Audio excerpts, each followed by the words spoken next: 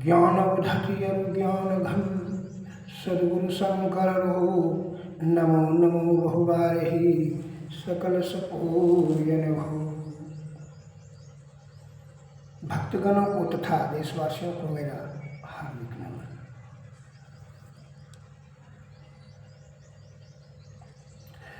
संत वाणी में शब्द आया है, जो इच्छा धरहि मन माही, अब प्रभु प्रसाद कछु दुर्लभ नाही।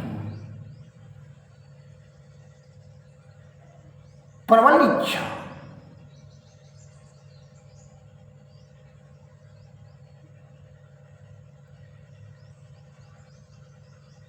ये आपका भाव बनता है और भाव से उसी के अनुरूप आपको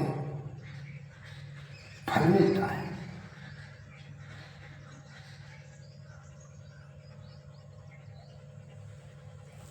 इसलिए पवित्र आत्मा में ही ईश्वर की प्राप्ति होती है और अपवित्र जो छल कपट प्रपंच आडंबर पाखंड से आयुक्त है, उनको ईश्वर प्राप्त नहीं होगा। इसलिए हृदय की शुद्धि के लिए सत्संग, भजन, भक्ति भी तपस्या, गुरु के सदगुरु के चरणों में सेवा, समर्पण का भाव, पूर्ण विश्वास, श्रद्धा से उनके चरणों में शरण लेना चाहिए, इससे कि आपको उनकी कृपा से सद्बुद्धि होगी और सद्बुद्धि से ये आपको सद्ज्ञान होगा। तो सतोगुण में रहेंगे, तो सतोगुण में रहेंगे तब सतलोक की प्राप्ति होगी। और विषय से आसक्त रहेंगे तो आपको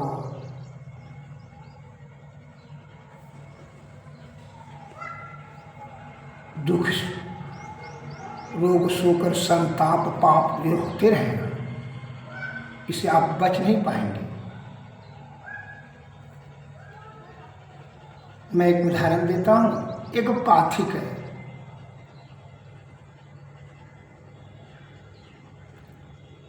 राही यात्री कहीं जा रहे थे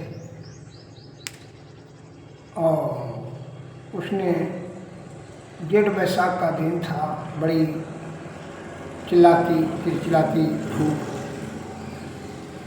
एक वृक्ष के निकट में वह बैठ गया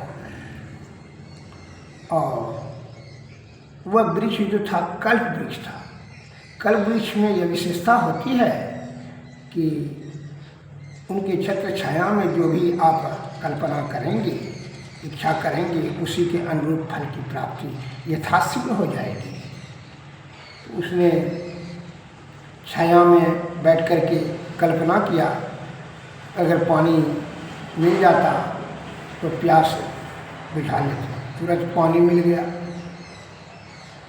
कल्प वृक्ष के निकट में वह बैठा हुआ था, लेकिन उस यात्री को, पाथिक को इस बात का ज्ञान नहीं था कि यह कल्प वृक्ष है, अर्थात अज्ञानता। दुख का 3 कारण है, आसक्ति, अज्ञानता और अभाव। लेकिन विद्वान ने विचार विमंथन करके बताया कि अज्ञानता सभी दुखों का महान कारण है। अज्ञानता का नाश गुरु से, गुमन अंधकार गुमन प्रकाश, जो अज्ञान रूपी अंधकार से ज्ञान रूपी प्रकाश से उसे कहते हैं गुरु। समस्याएं तो बड़ी हो जाती, जब पानी में गिरते हैं तो समस्याएं बड़ी नहीं है। जब आप तैरने के लिए नहीं जानते हैं तब आपका मौत का कारण बन जाता है, और जब आप तैरने के लिए जानते हैं तो बड़ा सरल विधि से आप तैर करके नदी पार कर जाते हैं। उसी प्रकार इस भव सागर को पार करने के लिए, अर्थात मोक्ष प्राप्ति कराने के लिए जीवात्मा को सद्गुरु के शरण में जाकर के उनसे उनकी कृपा प्राप्त करें, जो उन्होंने भेद बताएंगे ईश्वर प्राप्ति करने के लिए, अर्थात मोक्ष प्राप्ति के लिए। और यह काम आपको यही आयु में जीते जी मनुष्य तन की आयु में ही कर लेना बुद्धिमानी होगा। क्या इसी को यह अधिकार दिया गया है, पावर दिया गया है, शक्ति है, यह चेतन जीव है। ईश्वर प्राप्ति करने की शक्ति मनुष्य तन को ही है, इसलिए इसको साधन, मोक्ष का साधन कहा जाता है। रामायण में भी संत तुलसीदास जी ने भी वर्णन किया है कि बड़े भाग्य मानुष तन पावा, सुर दुर्लभ सद ग्रंथ ही गावा, यतन साधन मोक्ष के द्वारा, यही पायन परलोक सुधारा। बड़े भाग्य से मनुष्य तन प्राप्त हुआ है। देवता लोग भी तरसते हैं, क्योंकि देवता लोग को अपना धर्म अयासी में खर्च करने का अधिकार है, जमा करने का नहीं है। उनका जब खर्च हो जाएगा तो फिर जो है वह गिर जाता है। लेकिन मनुष्य तन को मोक्ष प्राप्ति करने का अधिकार है। ये प्रकृति की बड़ी आसीन कृपा से यह शक्ति प्राप्त हुई है। पहले वो पाथिक को सुन लिया जाए कहानी। वह पाथिक ने जब कल्पना किया कि पानी मिल जाता तो बहुत बढ़िया होता, पानी यथाशीघ्र मिल गया, पानी पी लिया, तो उसने इच्छा फिर किया कि अगर भोजन मिल जाता तो बड़ा बढ़िया होता। भोजन तुरंत मिल गया। अब उसमें आलस आने का कहा गलीचा अगर मिल जाता तो सकता क्या, गलीचा इस जगह सो जाते बड़ा आराम से, तुरंत गलीचा तो सक मिल गया। अब उसको इस बात का भय हो गया कहीं यह जगह में भूत तो नहीं रहता है। बस वो भयभीत से भूत का कल्पना किया, भूत आ गया। कल गाय देखिए भूत आ गया, ये भूत ने तो मार के हमको खा लेगा, उसको मार के खा लिया। एवं प्रकार से उसके भाव के अनुरूप, इच्छा के अनुसार ही उसको फल मिला। अगर वो सही इच्छा उस जगह करता कि भाई मुझे ब्रह्म प्राप्ति करके मोक्ष मिल जाए, ईश्वर का दर्शन हो जाए, पाप का नाश हो जाए, तब ना वो मिलता, तब ना वो पूर्ति होता इच्छा। लेकिन उसके मस्तिष्क में तो उल्टे सीधा विचार उत्पन्न हुआ, भाव ही ऐसा था। यही है ज्ञान का भाव। उसी भांति मनुष्य के मस्तिष्क में यह बात बैठ गया है कि विषय में आसक्ति से सुरा सुंदरी कामनी और कंचन, मकान दुकान धन संपत्ति, इससे सुख और समृद्धि मिलेगा, शांति मिलेगा। जिसका दुष्परिणाम होता है वो अशांति और दुख महा विषय में जो है दलदल रूपी दुख में धंस जाता है, जिसके कारण से ये जीवात्मा 84 लाख जोनियों में फंस जाता है। अतः इससे निवृत्ति पाने के लिए सद्गुरु के शरण में जाना अति अनिवार्य है। उनकी कृपा से ही आप युक्ति जाने, युक्ति से भक्ति और भक्ति से तभी आपको मुक्ति होगा, अर्थात जीवन मरण का जो आवागमन का चक्कर से छुटकारा मिलेगा। नहीं तो 84 लाख जोनि में आपको परिभ्रमण करना पड़ेगा, जिससे कि अनादिकाल से जीवात्मा को भीषण वेदना, भीषण कष्ट सहना पड़ेगा। इससे पूर्ण मुक्ति के लिए रोग शोक संताप बुढ़ापा जन्मना मरना ये सब क्या है, दुखी है। इससे पूर्ण मुक्ति के लिए ईश्वर के शरण में जाने के लिए वह मार्ग सद्गुरु की कृपा से ही आपको प्राप्त होगा।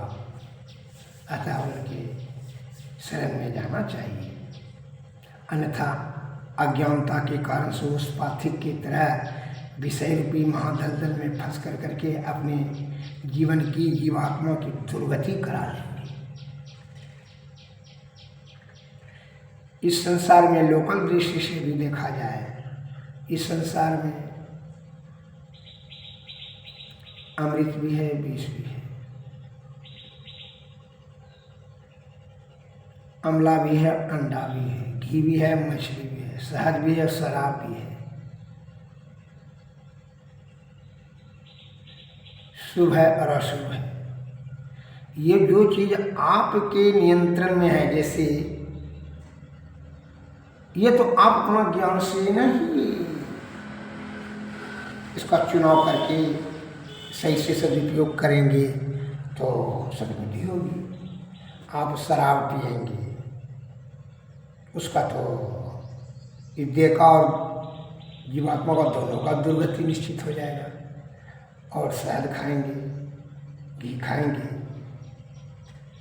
शरीर का पोषण होगा, सद्बुद्धि का ठहराव होगा। अमला खाएंगे तो आरोग्यता प्राप्त होगी, और अंडा खाएंगे तो सप्त धातु दूषित होगा, अनेक प्रकार की बीमारी घेरेगा। इसलिए रामायण तुलसीदास जी के वाणी में आया है कि सद्गुरु वैद्य बचन विषवास,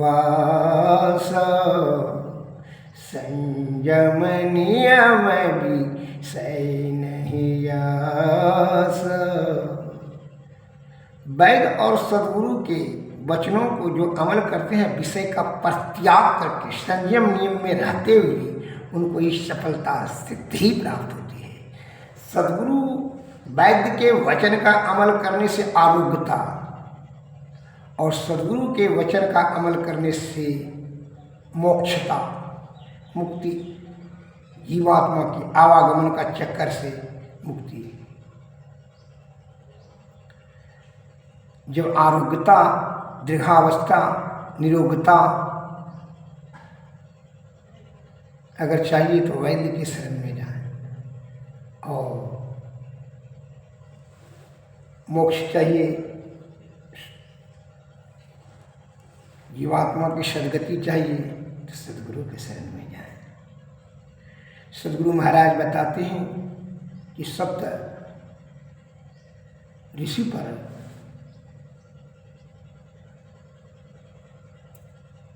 विजय प्राप्त करके ही ईश्वर तक पहुंचा जा सकता है। सप्त ऋषि क्या है जान लीजिए। 5 ज्ञान इंद्रियों, रूप रस गंध शब्द स्पर्श, 5 ज्ञान इंद्रियों और 2 अंतःकरण इंद्रियों, मन और अहंकार, 5 2 7। ये सातों जो है पर विजय प्राप्त करेंगे तब जो है चित्त और बुद्धि को स्थिर रहने देगा। तभी आप सत्वगुण में रहेंगे, सद्बुद्धि रहेगा, तभी जो है आप सतलोक की प्राप्ति कर सकते हैं सद्गुरु के शरण में जाकर।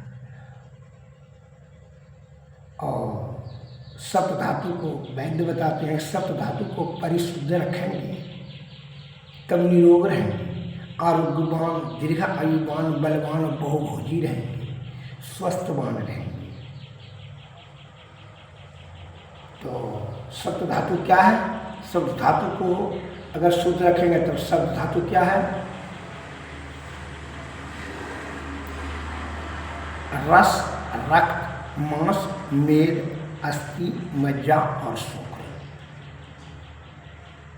ये सातों धातु को परिशुद्ध रखेंगे तभी आप निरोग रहेंगे, स्वस्थवान रहेंगे। यह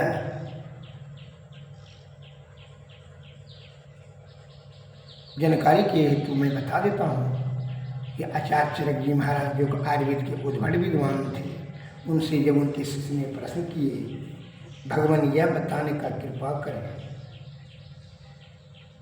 कि निरोग रहने के लिए रोग किसे कहते हैं, निरोग किसे कहते हैं, और सुखी किसे कहते हैं, और दुखी किसे कहते हैं। ये 4 प्रश्न किए। ये चारों प्रश्नों का जवाब आचार्य चरक जी महाराज ने चरक संहिता में दिया है, और मैं संधि विच्छेद शब्दों में मैं आपके समक्ष रखता हूँ।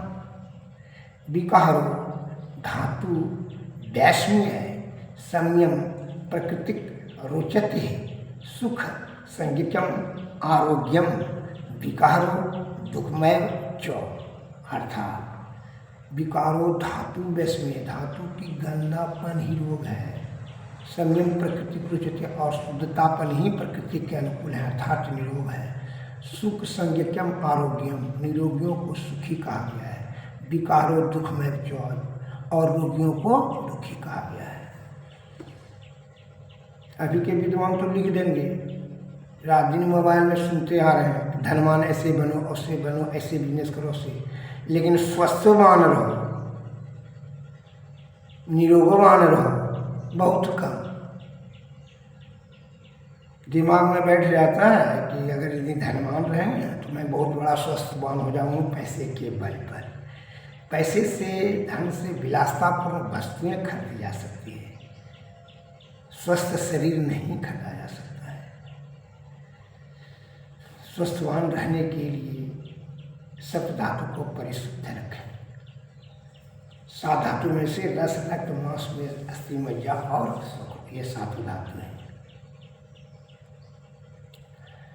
अगर रस गंदा हो जाता है तो कफ रोग होगा, रक्त गंदा होगा तो चर्म रोग होगा, मांस गंदा होगा तो मांसागत, मेद गंदा होगा तो चर्बी बनेगा, चर्बी गंदा होगा, और मज्जा गंदा होगा तो आँख पेचिश संघर्णीय रोग होगा 40 प्रकार के, शुक्र गंदा होगा तो 20 प्रकार के परमे होगा।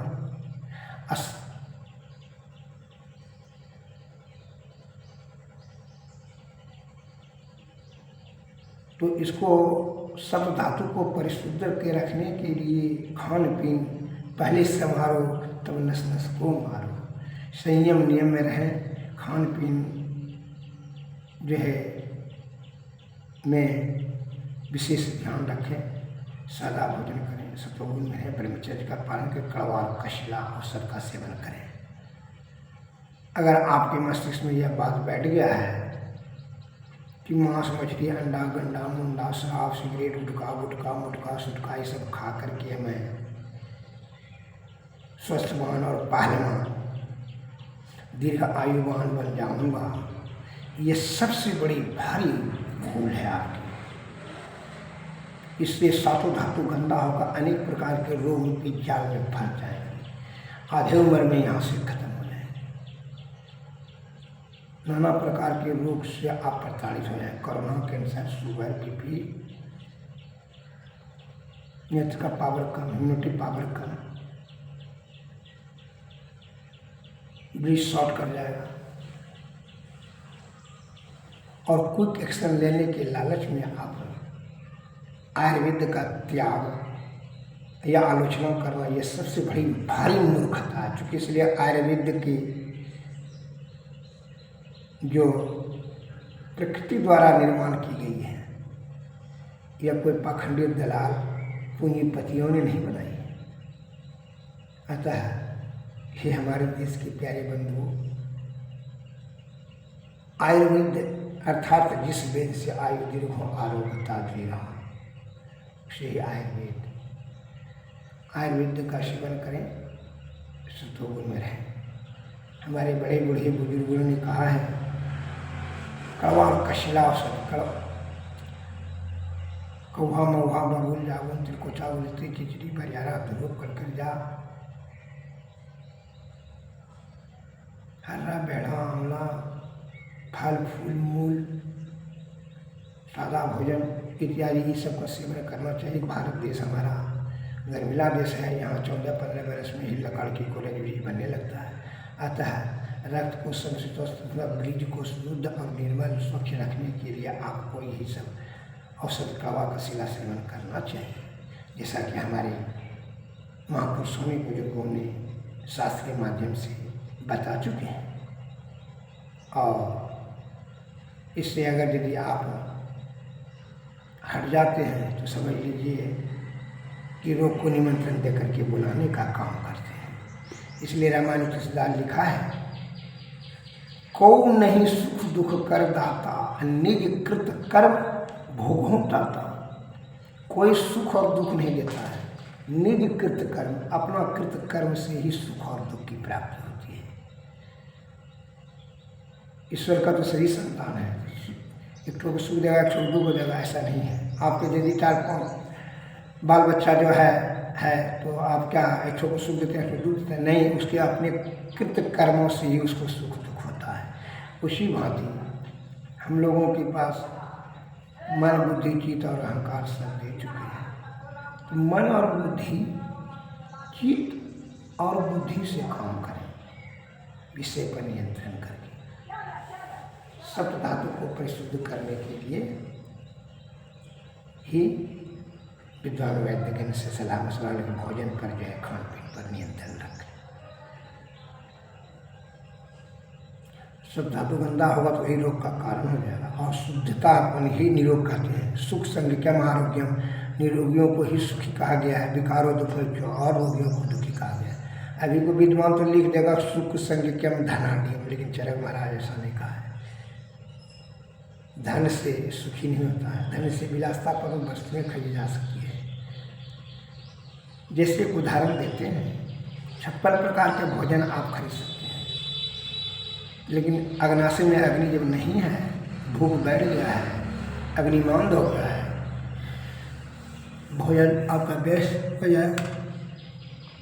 जैसे पैसे के बल पर आप खूबसूरती स्त्री से शादी कर सकते हैं, लेकिन आनंद तो आपके वृजिकन में है। वृज शरीर में सही से बनता है, शुद्ध बनता है, तभी आप आनंद उठा सकते हैं।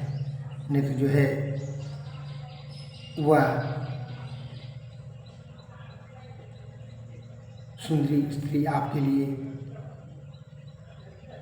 काली नागिन के समान हो जाएगा। अतः आप उसके षड्यंत्र जाल से मृत्यु को प्राप्त करेंगे, दुख को उठाएंगे, इसमें संदेह नहीं है। गलीचा खरीद सकते हैं, लेकिन सुख गलीचा में नहीं है तो सप्तकिया में नहीं है। सोना का पलंग खरीद लीजिए, सुख तो नींद में है। अतः स्वस्थ शरीर को रखने के लिए आप सदैव प्रयत्न करें, और जब शरीर स्वस्थ रहे सद्गुरु के शरण में जाकर करके सप्त ऋषि पर विजय प्राप्त करके सतलोक की प्राप्ति करने के बारे में सद्गुरु की कृपा से युक्ति जान लें, और जीते जी ही ब्रह्म प्राप्ति करेंगे। अर्थात जीवात्मा को मुक्ति के लिए ही तब युक्ति करें, भक्ति करें। कहे भक्ति हीन नर शोभे कैसे, बिनु जलवारी न देखें जैसे। अगर भक्ति कर करके इसी आयु में आपने ईश्वर प्राप्त नहीं किया तो व्यर्थ में समझ लीजिए आप अपना कीमती आयु को बर्बाद कर दिया। फिर जो है जीवात्मा 84 लाख योनि में चला जाएगा, फिर उनको दुर्गति होगा। बड़ी आशीष कृपा कर करके ईश्वर ने, प्रकृति ने हम लोगों को यह अवसर दिया है। इसलिए कहा है संत वाणी में, आवत अवसर यति कठिनाई, राम कृपा बिनु आई न जाई। ईश्वर की कृपा के बिना जो है कुछ नहीं होता। ईश्वर की बड़ी असीम कृपा है जो कि अवसर आपको मिला है मनुष्य तन। इससे इसको जीते जी ही ब्रह्म प्राप्त करने के बारे में ही सद्गुरु से ज्ञान प्राप्त करें, युक्ति जाने, युक्ति से भक्ति, भक्ति से मुक्ति। श्री सद्गुरु महाराज की जय, श्री सद्गुरु महाराज की जय। सद्गुरु नमः, सद्गुरु नमः। ओम शांति, नमस्कार।